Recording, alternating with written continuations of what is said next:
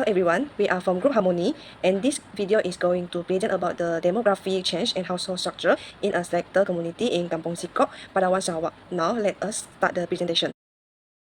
Demography refers as the study of population characteristic and change over time.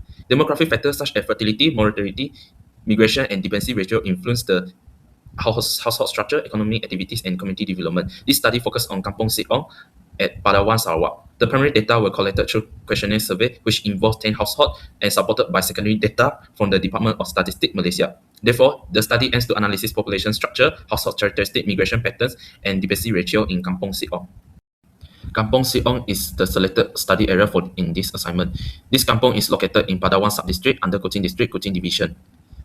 The area is characteristic by the mix of residential house and surrounding vegetation, a typical of rural Bidayuh settlement in the outskirts of Kuching City. Move to the next part is the household background. Most of the household are long-term residents because there are 70% have lived in Kampong Siong since birth, while the remaining of 30% have lived there between 1 to over 20 years. This may be caused by settlement history and land texture shared persistence. Besides that, the majority of household head are not in formal employment because there are 40% are housewives, 30% are unemployed, and 20% work in the private sector. Only 10% work in the government sector. Farmer, fishing, and self-employments were not reported. Rural and kampong contexts are frequently show constraint and access to formal settled jobs, with many residents relying on informal, self-employed, and on household-based livelihood rather than wage employment. The education among household in the Kampong Siong is shows that are moderated because there are 60% are completed secondary school, 20% have a bachelor degree or higher, and 10% hold a certificate or diploma. Only 10% are completed primary school, and none of them are reported having no formal education. This is because rural, urban, and kampong educational trajectories skew toward mid to high education entertainment among current household head. Furthermore, the most of household fall into the low income category because there are 40% are earned below 1,500 per month ringgit, and another 10% are earned 1,501 until 3,000 ringgit. Only 30% have a monthly income above 3,000 ringgit, and another 10% are earning above 7,000 ringgit. This shows that the majority of households are in the B40 income group. This table shows the number of household members in Kampong Siong based on age group and gender. This finding shows that the population is more concentrated in the older age group, especially among those ages 60 until 64 years old and 65 years and above. The number of younger people aged 0 until 14 years is small compared to the elders and elderly population. Besides that, the number of male and female is generally balanced across most age group. This finding suggested that Kampong Siong has an aging population structure, which may be influenced by lower birth rate and migration of younger adults to other areas for work or education. Move to the next part is the population structure. The population shows an aging structure with a noticeable elderly group. The largest age group are 60 until 64 years, and 65 above are total 29 individuals. There are also moderated number of working age adult age 30 until 34 years. The gender distribution is fairly balanced overall, with male dominate in the 30 until 34 and 50 and 54 age group, while female are slightly more common in the 50 until 24 and 65 above age group. The youngest population aged 0 until 14 years are relatively small, indicated there are low fertility or out of migration of younger families. This population pyramid shows the age and gender structure of Kampong Siong. The left side is male, the right side is female. First of all, the base of the pyramid 0 until 40 years is narrow with only 7 people because they have a low birth rate or some young family have moved out of the village. Secondly, the middle age of group 15 until 54 years is wide, indicated that there are still a working age population in the village. However, there are noticeable gaps, especially among the 25 until 29 and 35 until 44 age group. This is because of the migration for education, employment, or better opportunities as somewhere else. The upper part of the pyramid, above 55 years and above, is the white section, which have 29 people or 40.3% of the total population. This shows that Kampong Siong has an aging population with a large proportion of elderly residents. The last age group is 60 until 64 years with 70 people. This shows that many residents have a retirement age or are already elder. In terms of gender distribution, the population is balanced with 36 male and 36 female. Finally, for the younger adults, there are 2% in the age 25 until 29 because due to migration of work or education. The table above shows that all respondents in Kampong Sikong live in nuclear family household, which represent 100% of the total household survey. None of the respondents report living in extended families, single parent families, or either only household. This shows that most families in the village mainly consist of parents and children living together in one house. The finding also suggests that the nuclear family structure is still commonly practiced in Kampong Sikong. The table above shows that half of the household in Kampong Sikog experienced an increase in household size, which represents 50% of the respondents. However, 40% state that there was not change in the household size, while only 10% report a decrease. These findings show that the most households in the village either become large or remain the same over time. The increase in household size may be related to married, childbirth, or family members living together in the same house. The table shows that the merit in the main reason for change in household size, with 30% of respondents citing the factor. Besides that, 20% state the birth of a children contribute to the increase in household size, while 10% mention migration for education.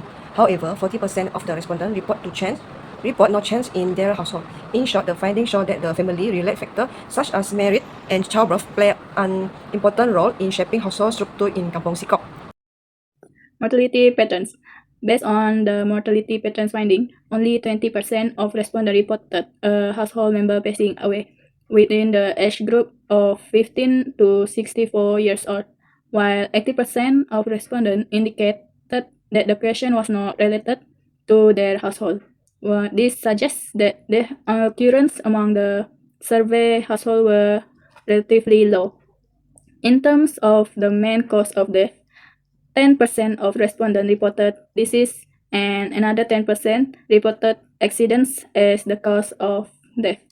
No deaths were reported due to old age, while 80% of respondents indicate that the question was not related to their household. These findings are consistent with the age group data. We show that mortality cases were limited among the survey households in Kampong Sikok. Overall, the result indicate a low mortality rate within the survey community, with only small number of deaths reported, and this being mainly associated with disease and accidents among individuals aged 15 to 64 years old. Now I'm going to talk about the migration pattern in Kampong Sikok. This table shows that the number of family members who have migrated out of this village. The findings show that most households had either one migrated family members or none at all. Specifically, 40% of households reported having one migrated family member, while 30% reported having two migrated family members and another 30% reported no migrations. No household reported having three or more migrated family members. Secondly, I'm going to talk about the main age group of family members who migrated out. The findings show that most migrated family members were aged between 25 until 64 years old, representing 80% of respondents, while only 20% were aged 15 until 24 years old. This suggests that migration family mainly involve working-age individuals who migrated to seek better employment opportunity and improve their living conditions. Thirdly, I'm going to talk about the main reason for migration in Kampong Sikok. The findings show that employment was the main reason for migration, with 60% of households reporting that family members migrated to seek better job opportunities, increase income, and improve their skills. Meanwhile, 40% of households reported migration due to marriage. Next, I will present the dependency ratio analysis for Kampong Sikong. Before we calculating the dependency ratio, we first divided the population into 3 age groups. Based on the data collected from 10 households, there were 7 young dependents aged 0 to 14 years, 15 working age individuals aged 15 to 64 years, and 12 elderly dependents aged 65 years old and above. Altogether, the total population was around 69 people. As we can see from the table, the working age population is the largest group. However, the number of elderly people is higher than the number of young dependents, which means that Kampong Sikong is experiencing an aging population trend. For young dependency ratio, the formula is the population aged 0 to 14 divided by the population aged 15 to 64. Then we multiplied by 100. Using our data, we divided 7 by 50 and then multiplied by 100. So the total is 14. This means that for every 100 working age people in Kampong Sikong, there are approximately 14 young dependents who rely on them for support. Next is the old age dependency ratio. The formula is the population aged 65 years old and above divided by the working age population, then multiplied by 100. Based on our data, we divide 12 by 50 and multiply by 100, so the total is 24. This means that for every 100 working age people, there are around 24 elderly dependents.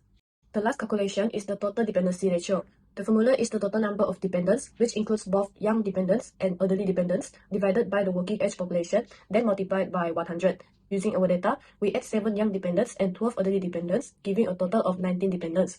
Next, we divide 19 by the working age population of 50 and multiply it by 100, so the total is 38. This means that for every 100 working age people in Kampong Sikong, there are around 38 dependents who rely on them for support. So based on these findings, the old dependency ratio of 24 is higher than the youth dependency ratio of 14. This shows that Kampong Sikong has more elderly dependents than young dependents. One possible reason is the migration of younger adults to towns or cities for employment opportunities, while older family members remain in the village. As a result, the working age population may face greater responsibility in supporting elderly family members, especially in terms of healthcare, financial assistance, and daily living needs. So the dependency ratio analysis shows that Kampong Sikong is experiencing an aging population structure. Now I would like to present about the discussion, interpretation, and for the conclusion. The findings from Kampong Sikong shows that the village still maintain a strong traditional settlement pattern. Most respondents, about 70%, state that they have lived in the village since birth. This means that it shows a strong indicating strong family ties, inheritance of land, and community attachment. This shows that the migration out of the village is still limited among older generation, although younger people migrate temporarily for work or educational opportunities. The demographic structure of Kampong Sikong also can be linked to the broader demographic trends in Kuching Division, and based on our findings on DOSM statistic, the majority of the population falls within the working age group of 15 to 54 years. This means that this creates an important neighbor for us that supports household income and community activities. However, there is also evidence of increasing dependency among children and elder family members, which may place economic pressure on household. In addition, household size and composition reflects the changing rural lifestyle. While traditional extended families are still present, some of the households are becoming smaller due to urban immigration, employment mobility, and change in social preference. This change may affect community interaction, caregiving system, and economic sustainability in the village. Economically, demographic change also influence employment patterns and living standards. Rural household may increase depend on mixed source of income such as agriculture, small business, wage employment, and remittance from family members who are working outside from the village. This demonstrates that how demographic transition is closely connected to economic adaptation in rural communities. For the interpretation, the result indicate that Kampong Sikong is experiencing slow but noticeable demographic change. The high percentage of original residents reflects strong community stability and cultural continuity, means that at the same time, the presence of migration and smaller household structures suggests that modernization and urban influence are gradually shaping the village population. The dependency ratio can also be interpreted as an indicator for household responsibility. Working adults must support both young and older family members, especially in rural economic communities where employment opportunities may be limited. This situation could affect household income distribution, education opportunities, and healthcare needs. Furthermore, the finding also shows that the demographic change in Kampong Sikong is not only about population numbers but also social transformation. Change in age structure, migration, and household composition may eventually influence cultural practice, family support system, and the long-term sustainability of the community. In conclusion, our study of the Kampong Sikong demonstrates that demographic change has an important impact on household structure and community development. Most households remain strongly connected to the village, showing their social stability and cultural attachment. However, change in migration, dependency ratio, and household compositions indicate that the community is gradually adapt to economic and social change. Overall, this study also provides a clearer understanding of how demographic factors influence rural communities in Sarawak. The finding may help support future planning related to population management, rural development, and improvement of community well-being in Kampong Sikong and other similar rural areas in Sarawak. That's all from our group Harmony. Thank you.